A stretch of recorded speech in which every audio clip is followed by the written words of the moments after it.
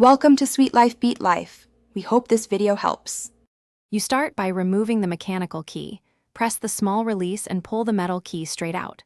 Once done, set the key aside. It exposes the seam you need. Use a thin, flat tool only if the release is stiff, because forcing plastic can break the fob.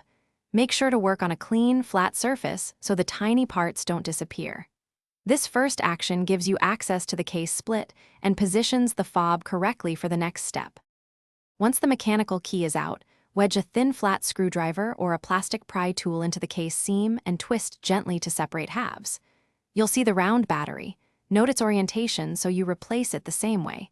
The Highlander fob typically uses a CR2032 cell. Carefully lift the old battery out with a non-metal tool or fingertip to avoid shorting.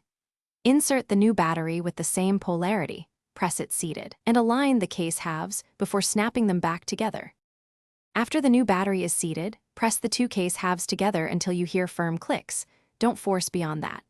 Reinsert the mechanical key and then test all remote functions, lock, unlock, and any remote start, so you verify correct installation. If the fob is unresponsive, make sure the battery polarity is correct, open the case and reseat the battery, and clean the contacts with a cotton swab and isopropyl alcohol.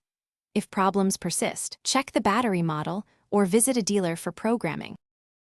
Thanks for watching. Consider subscribing if we helped you.